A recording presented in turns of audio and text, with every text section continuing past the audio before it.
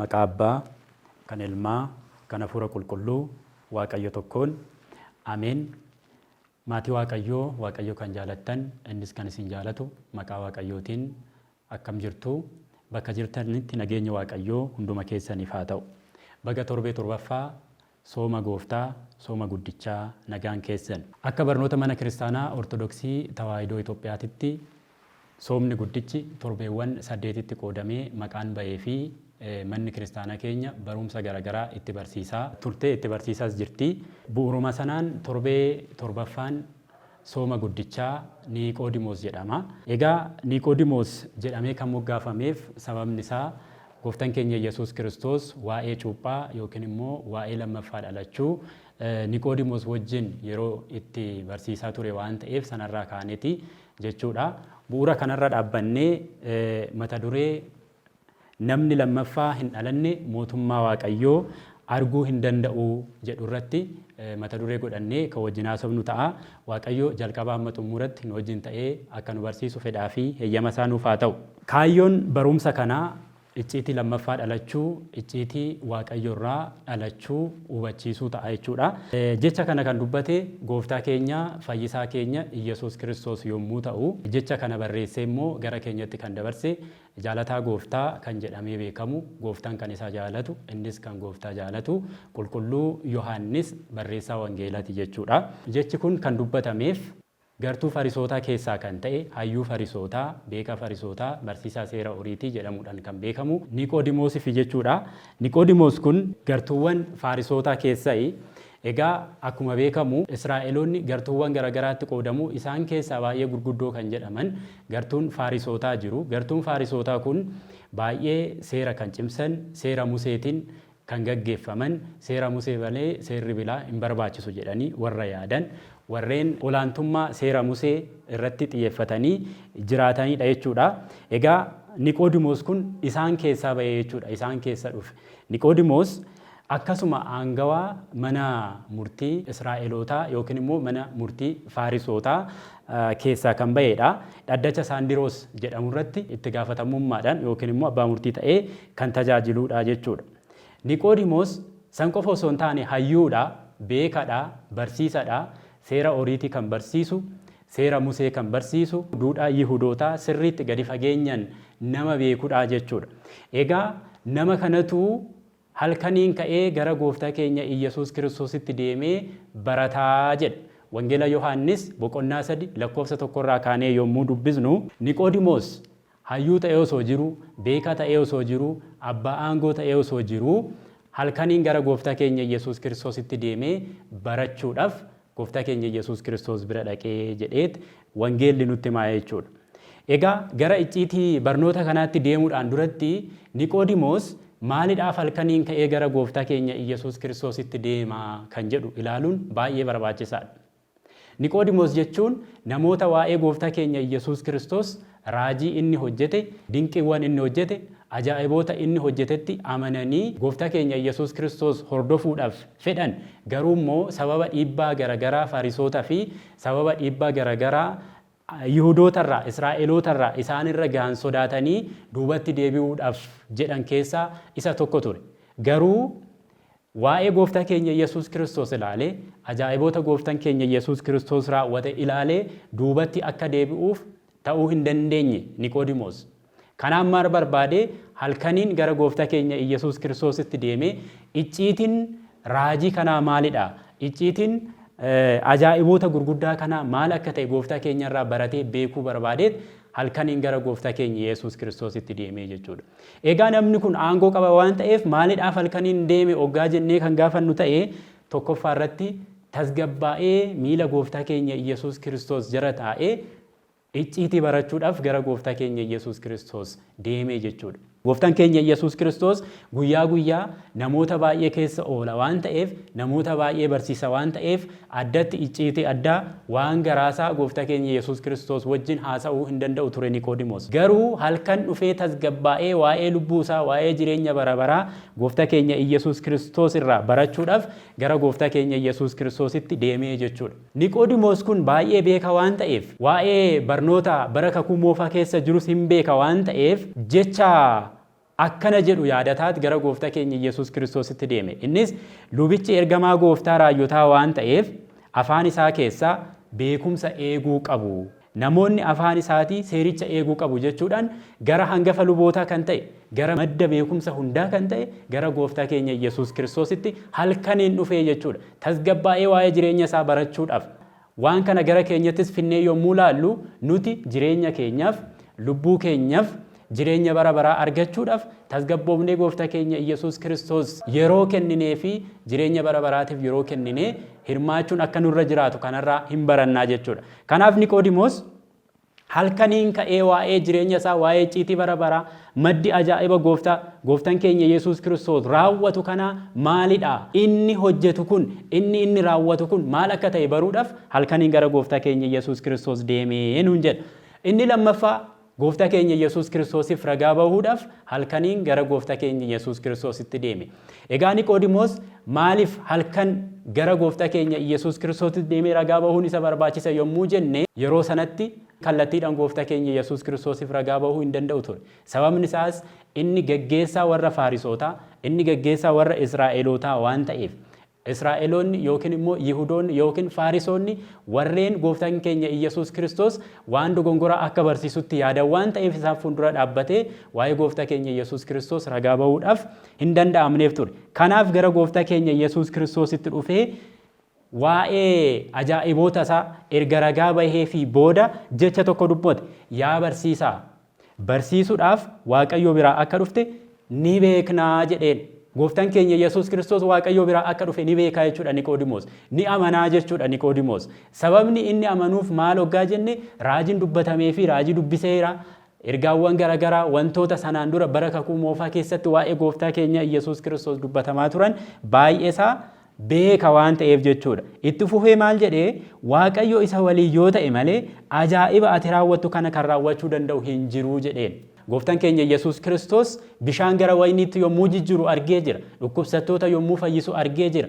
Goobxota yommuu qajeelchu argee jira. Namicha waggaa 38 guutuu siree baatee ture waggaa fayyisu argeera. Ajaa'iboota garaagaraa waggaa hojjetu argeera. Kanaaf ajaa'iba ati hojjettu kana yoo Waaqayyo isa wajjin ta'e malee, yoo Waaqayyo isa gargaare malee, gargaarsa Waaqayyooti yoo ta'e malee namni kana hojjetu hin jiru jedheet gooftaa keenya Yesuus Kiristoosiif ragaa yommuu bahu arginaa jechuudha. Akka yaada Niqoodimoositti yaadni Niqoodimoos yaada foonii qofa yoo waan ta'eef akka yaada isaatti gooftaan keenya Yesuus Kiristoos Waaqa jedhee amanee osoo hin taane barsiisaa Waaqa biraa ergameedha. Barsiisaa yookiin immoo raajaa Waaqayyo biraa ergameedha. Hafuurri Waaqayyo kan isa gargaareedha jedhee yaada ture jechuudha Niqoodimoos. Yaada foonii sanaan ati barsiisaa Waaqayyo biraa ergamteedha. Waaqayyo waan si wajjin ta'eef waan ajaa'ibaa gurguddaa kana raawwatte jedhee isatti himaa ture. Garuu yaadni kun yaada shakkii, yaada ganiinsa ture. Gooftaan keenya Yesuus Kiristoos garuu yaadni ati barsiifte sirrii miti. Ani Waaqa osoo hin ta'ee jiru maaliif Waaqa biraa kan ergamte naan jetta? Ani Waaqa osoo ta'ee jiru maaliif gargaarsa Waaqayyootiin kana hojjeta naan jetta hin jenneen. Jaalalaan gara isaatti waamuu barbaade. Jaalalaan gara isaatti fiduu barbaade. Jireenya yookiin immoo yaada biyya lafaa keessaa baasee gara yaada biyya samiitti isa geessuu barbaade. Jireenya isa gadii kanarraa gara jireenya oliitti isa ceesisuu waan barbaadeef icciitii guddaa itti dubbate. Innis maal jedheeni dhuguman siin jedha namni lammata hin dhalanne mootummaa Waaqayyoo arguu hin danda'u jedheen. Niqoodimoos kan jedhu waan biraa, gooftaan keenya Yesuus Kiristoos immoo kan jedhu waan biraati. Yaadni gooftaan keenya Yesuus Kiristoos jedhu kun yaada samiiti. Yaadni Niqoodimoos kaasee haasa'aa ture immoo yaada biyya lafaati. Kanaaf icciitiin gooftaan keenya Yesuus Kiristoos Niqoodimoositti dubbate kun Niqoodimoosiif hin galle ture. Sammuu isaatii ol waan ta'eef yaadni isaa wanti kun akkamitti ta'uu danda'a jedhee gaafii guddaa isatti uume jechuudha. Kanaaf gaafii gaafatee jechuudha. Maal jedhee gaafii gaafatee? Egaa wanti kun akkamitti ta'uu danda'a? Namni erga dulloomee booda irra deebiin akkamitti dhalachuu danda'a jedhee gaafate. Egaa warra yaada namaatiin yaadan guyyaa har'aas yeroo amma irra jirru kanayyuu namoonni tokko Waaqni hin dhalatu, Waaqni akkamitti dhalachuu danda'a? Namnis akkamitti lammaffaa dhalachuu danda'a? Jireenyi bara baraa hin jiru. Wanti hunduu lafarratti dhuma jedhanii warri yaadan jiru. Gooftaan keenya Yesuus Kiristoos icciitii guddaa kana Niqoodimoositti yommuu himu Niqoodimoos akkamitti ta'aa jedhe. Akkamitti ta'uu danda'a? Namni ganaa duubatti deebi'ee gadameessa haadha isaatitti deebi'ee dhalataayii jedheen. Dhaloonni gooftaan keenya Yesuus Kiristoos jedhuun kan biraa, dhaloonni Niqoodimoos ittiin yaadu immoo kan biraadha. Waliin argannee jechuudha. Sababni isaas yaadni Niqoodimoos yaada fooniiti. Yaadni gooftaa keenya Yesuus Kiristoos garuu yaada samiiti. Yaadni Niqoodimoos yaada isa biyya lafaati. Yaadni gooftaa keenya Yesuus Kiristoos garuu yaada isa samiiti jechuudha. Egaa akka barnoota mana kiristaanaa keenyatti dhaloonni gosa lamatu jira. Dhaloota gosa lamatu jira. Dhaloonni inni jalqabaa dhaloota biyya lafaa irratti namni ittiin dhalatu yommuu ta'u, dhaloonni inni lammaffaa immoo dhaloota samii irratti hafuura irraa ittiin dhalatamudha. Dhaloonni jalqabaa foon irraa kan dhalatu yommuu ta'u, dhaloonni lammata hafuura irraa. Dhaloonni inni duraa dhiiraa fi dubartii irraa kan dhalatamu yommuu ta'u, dhaloonni inni lammataa garuu hafuura qulqulluun Waaqayyoo irraa akkasumas mana kiristaanaa irraa kan itti dhalannudha. Dhaloonni kun dhaloota saayinsiin bira ga'ee qoratee mirkaneessuu danda'u miti. Dhaloota amantaadhaan fudhatanidha. Kanaafidha kan Niqoodimoositti ulfaate jechuudha. Akkamitti namni gara gadaamessa haadha isaatti deebi'ee lammata dhalatamu akkamitti akkana jetta? Akkamitti yaada akkanaa kaasa yommuu jedhuun gooftaan keenya Yesuus Kiristoos dura lammaffaa dhalachuu qabdaa jedheen, amma garuu akkamitti lammaffaan akka dhalatamu yommuu itti himu akkana jedheen. Dhuguma dhugaan siin jedhaa, namni lammaffaa bishaanii fi hafuura qulqulluu irraa yoo hin dhalanne mootummaa Waaqayyoo hin galuu jedheen. Mootummaa Waaqayyoo kan jalqabaati irratti namni lammaffaa yoo hin dhalanne mootummaa Waaqayyoo arguu hin danda'u jedheen ture. Maaliidhaaf jalqaba irratti arguu hin danda'u jedheen jennee yommuu kaasnu gooftaan keenya Yesuus Kiristoos yaada Niqoodimoos keessa jiru hin beeka ture. Niqoodimoos gooftaa keenya Yesuus Kiristoos ni abdata ture akkuma Yihudoonni kun abdatanitti. Masiin dhufee hin dhalata jedhanii yommuu yaadan akkamitti yaada turanii biyya lafaa kanarratti mootummaa hundeessee akka isaan bilisa baasutti yaada turan waan ta'eef mootummaa biyya lafaa hundeessee. Niqoodimoosis yaada kana of keessaa qaba waan ta'eef lammaffaa yoo dhalatte malee mootummaa Waaqayyoo arguu hin dandeessu jedheen. Mootummaan ati barbaaddu mootummaa biyya lafaati. Mootummaa Waaqayyoo arguu waggaa barbaadde mootummaa bara baraa arguu yoo barbaadde lammaffaa dhalachuu qabdaa jedheen. Garuu achirratti karaa ittiin dhalatu ittiin himne waan ta'eef lakkoofsa 5 irratti maal jedhaanii bishaanii fi hafuura qulqulluu irraa yoo hin dhalanne mootummaa Waaqayyoo galuu hin danda'amu jedheen jechuudha. Niqoodimoos waa'ee ajaa'iboota inni raawwatee ragaa ba'uudhaaf jedhee icciitii guddaa kan arge. Icciitii guddaan kun garuu yaada isaatii ol ta'e, sammuu isaatii ol ta'e, ajaa'iboota yommuu gooftaan keenya hojjetu arge sanaa ol ta'e jechuudha yaadni inni arge. Sababni isaas bishaan gara wayiniitti jiru waan argamu ture, dhukkubsattoota fayyisuun waan argamu ture, garuu wanti itti himame kun sanaa ol waan ta'edha jechuudha. Kanaaf amanuudhaaf baay'ee itti ulfaate jechuudha. Amanuudhaaf baay'ee itti ulfaate. Gooftaan keenya Yesuus Kiristoos dura foon irraa dhalatteerta, dura dhiiraaf dubartii irraa dhalatteerta, amma immoo bishaanii fi hafuura irraa dhalachuu qabdaa jedheeniira. Egaa bishaan irraa dhalachuu kana gooftaan keenya Yesuus Kiristoos maaliidhaaf jedhe yommuu jenne bakkee garagaraatti bishaan irraa dhalachuun akka barbaachisu, namni bishaaniin akka qulqullaa'u kitaaba qulqulluu irratti iddoo garagaraatti barreeffamee jira.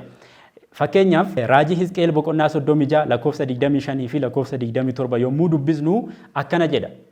Bishaan taliilas isinitti facaasaa, isinis ni qulqullooftu, harka tolcheewwan keessanirraa, cubbuu keessanirraa, xuraa'ina keessan hundumarraa ni qulqullooftu jedhee dubbata.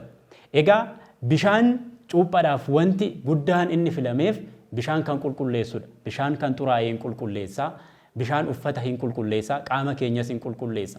Akkasumas bishaan irraa gaafa dhalanne, bishaan taliilli gaafa nutti faca'e, bishaan taliilan gaafa cuuphamne cubbuu keenya irraa hin qulqulleeffamnaa jechuudha. Cubbuun keenya nuuf haqamaa jechuudha. Hafuura koos isin keessan jiraachisaadha. Lamaanuu bakkee tokko jiru jechuudha. Hafuurris bishaanis nu barbaachisa. Bishaan taliilli gaafa nutti naqamu hafuurri Waaqayyoo nu keessa bulaa jechuudha. Hafuura Waaqayyoo fi bishaan taliila ittiin cuuphamne kanaan cubbuu keenyarraa ni qulqulloofnaa jechuudha. Cubbuun keenya nuuf haqamaa jechuudha. Qulqulluu Phaawulosis ergaasaa gara warra Tiitoo boqonnaa 3 lakkoofsa 5 irratti barreesseen akkana jedha. Dhiqannaa dhaloota haaraaf ta'uu fi hafuura qulqulluudhaan haaromfamuun nu fayyisee jedha. Gooftaan keenya Yesuus Kiristoos dhiqannaa hafuura qulqulluutiin, dhiqannaa dhaloota haaraatiin, akkasumas immoo haaromfama hafuura qulqulluutiin haaraa nu taasiseet nu fayyise jedheet dubbataa jechuudha. Kanaaf Niqoodimoos isa kana hubachuu hin dandeenye jechuudha. Gooftaan keenya Yesuus Kiristoos isa kana hubachiisuudhaaf fakkeenya tokko kaasee isaaf dubbachaa ture. Foon irraa kan dhalate foonii jedheen. Foon irraa kan dhalate fooni. Hafuura irraa kan dhalates hafuuradha. Egaa namni foon irraa dhalate nama fooniti, waa'ee foonii yaada. Ilaalchi isaa kan fooniti, yaanni isaa kan fooniti, dubbiin isaa kan fooniti. Sammuun isaa waa'ee foonii malee waa'ee foonii bira darbee kan biraa yaaduu hin danda'u.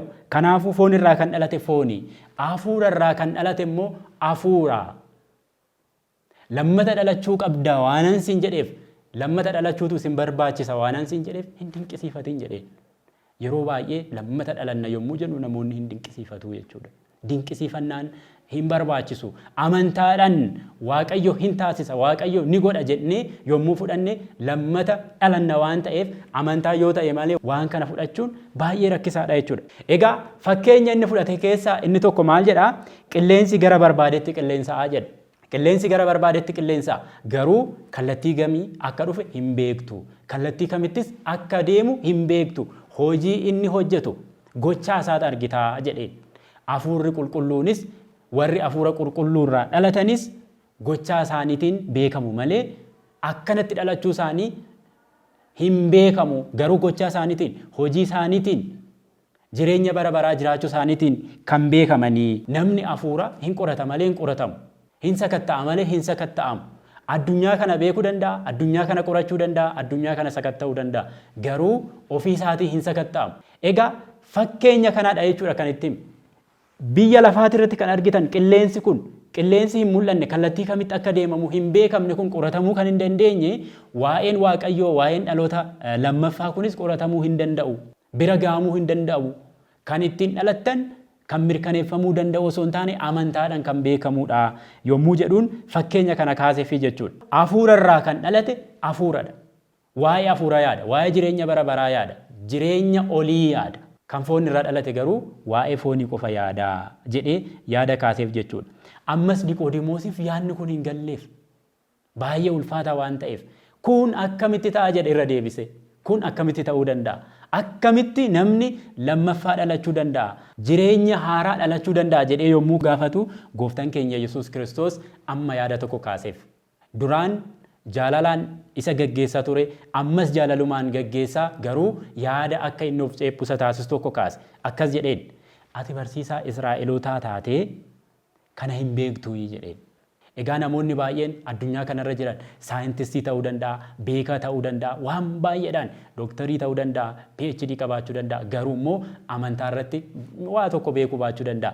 Niqoodimoosis beekaa Yihudoota, gaggeessaa Yihudoota, aangaa Yihudoota taate waan kana akkamitti wallaalte jedheet gaafiidhaan deebiseef jechuudha. Gooftaan keenya Yesuus Kiristoos yaada kana yommuu kaasu ati barsiisaadha yommuu jedhuun beekumsa isaa itti agarsiisuudhaaf, hayyuu ta'uu isaa itti argisiisuudhaaf waan kana dubbateera. Garuu kana hin beektu yommuu jedhuun beekallee taatu, hayyuullee taatu, waa'ee horiitii sirriitti illee hubattu, waa'ee seera Musee sirriitti beektu, kakuu moofaa sirriitti illee beektu, garuu icciitii kana hin beektu, si hanqata, amantaadhaan fudhachuu qabda, waan kana sirriitti hubachuu qabda yommuu jedhuun hin beektu yaada jedhu kaaseefi jechuudha.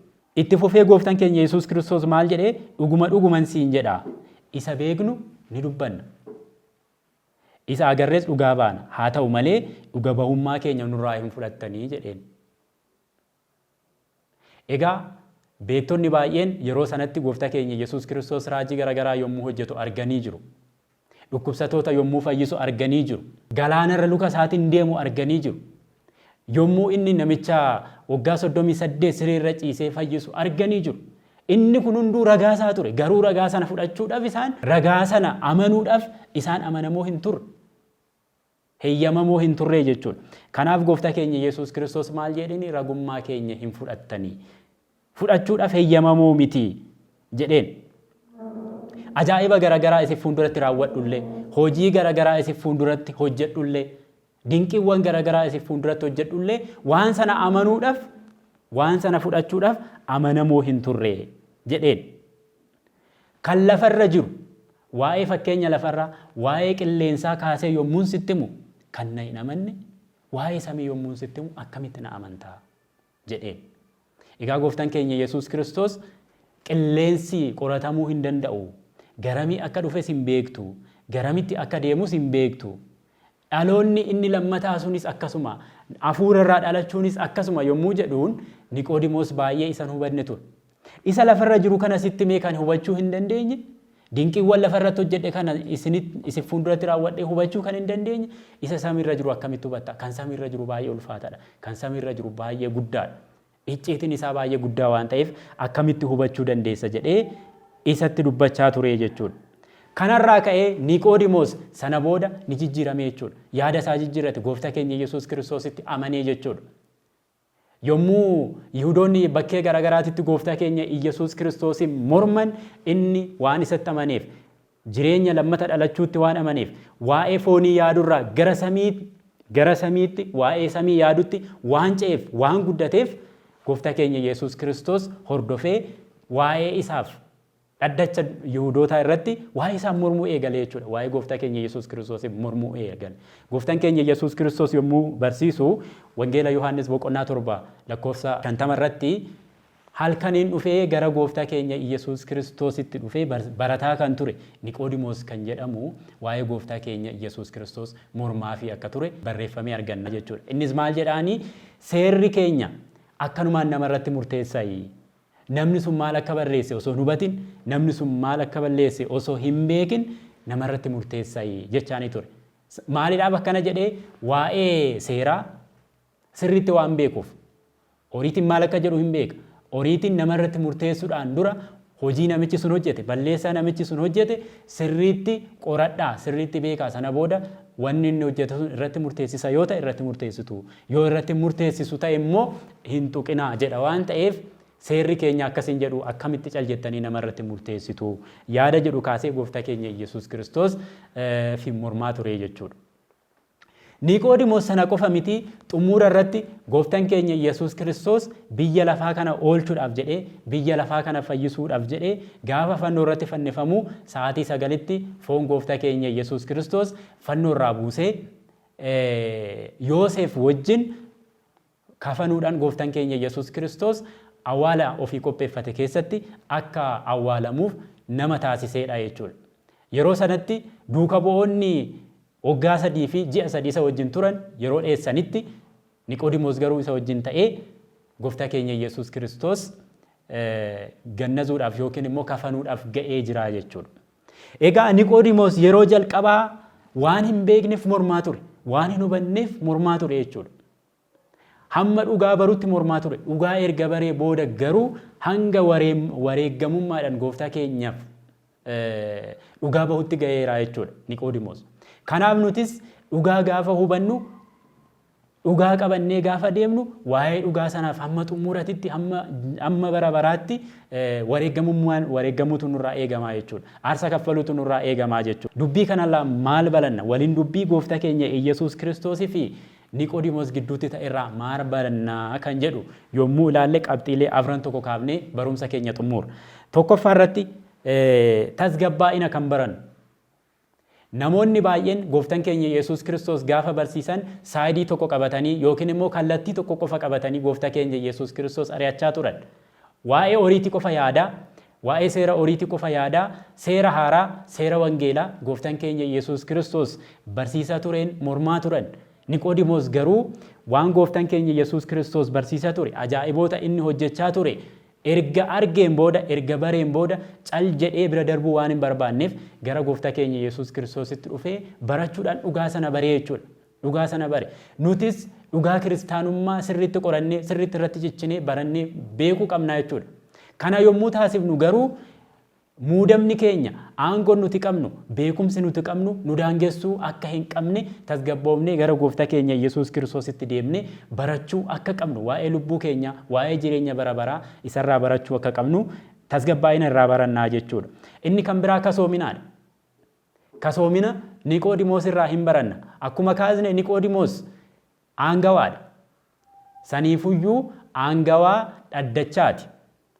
Yihudoota irratti bulchaadha. Abbaa qabeenyaati. Wanti isatti irratu hin jiru. Garuu gara gooftaa keenya Yesuus Kiristoositti dhufe saniifuu halkaniin gara gooftaa keenya Yesuus Kiristoositti dhufe barachaa ture.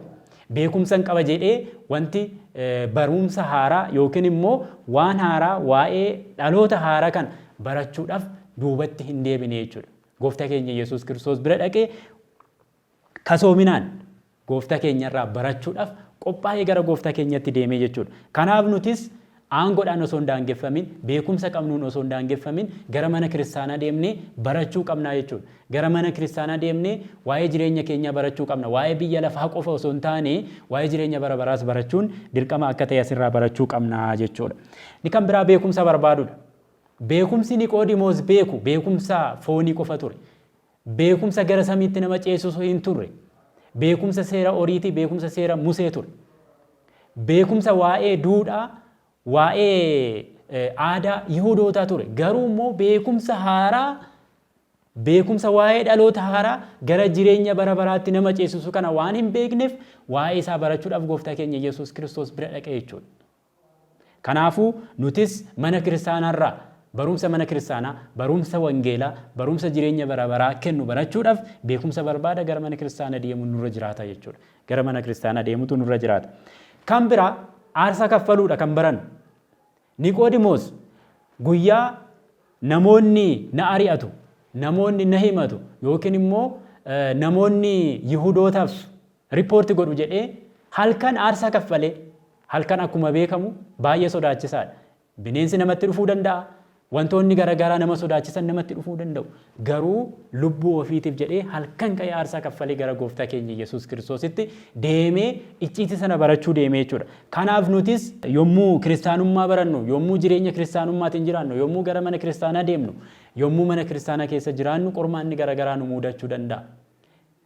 Dukkanni Niqoodimoos akka gara gooftaa keenya Yesuus Kiristoositti hin deemne akkuma hin taasisne sana nutis qormaanni garaagaraa, dukkanni biyya lafaa, dukkanni jireenya keenyatti xaxamee jiru gara mana Waaqayyootti akka hin deemne, akka nu hin taasifne maal gochuu qabna jechuudha. Isarraa cichoomina barachuu qabna jechuudha. Isarraa aarsaa kaffaluu barachuu danda'uu qabna jechuudha. Jireenya keenyaaf aarsaa kaffaluu qabna jechuudha. Egaa abbootiin keenya Niqoodimoos dukkana sana dhiibee gara gooftaa keenya Yesuus Kiristoositti akkuma deeme nutis dukkana cubbuu keenya ofirraa baasnee gaabbiidhaan gara Waaqayyootti deebinee jireenya bara baraa argachuu akka qabnu abbootiin nu gorsu jechuudha.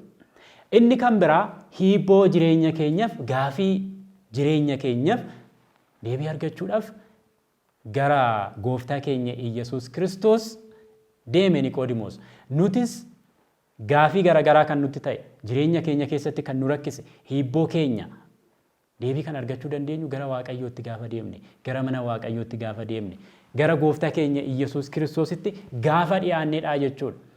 Yeroo baay'ee rakkina keenyarraa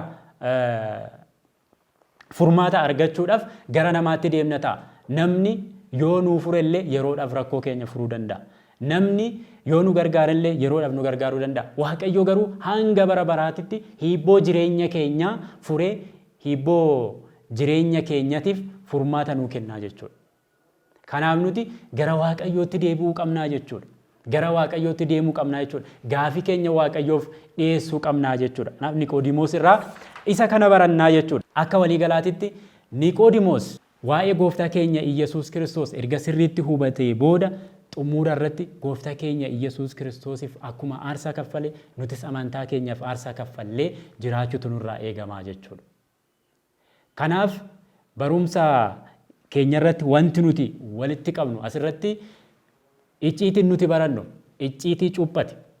Icciitiin cuuphaa jireenya bara baraa kan ittiin argannu, jireenya haaraa kan ittiin argannu, cubbuu keenyarraa kan ittiin qulqulloofnu, Waaqayyoorraa kan ittiin dhalannu waan ta'eef isadha jechuudha. Jireenya lammataa, jireenya haaraa, dhaloota lammataa jennee kan waamnu jechuudha. Egaa dhaloota lammataa oradii akka kiristaanatti dhalannee jirra. Warri hin dhalanne yoo jiraanne achirraa dhalachuu, warri immoo jireenya haaraa kanaan dhalanne cuuphaadhaan lammaffaa gooftaa keenya Yesuus Kiristoos irraa, Waaqayyoorraa bishaan gaafa jimaataa cinaacha gooftaa keenya Yesuus Kiristoos keessaa dhangala'e sanaan warri cuuphamne jireenya keenya isa bara baraa itti fufsiisachuu qabna jechuudha. Yeroo ammaa kana qormaanni baay'eetu jira. Dhaloota haaraa dhalanne sana nu gachiisuudhaaf kan deemu baay'eetu jira.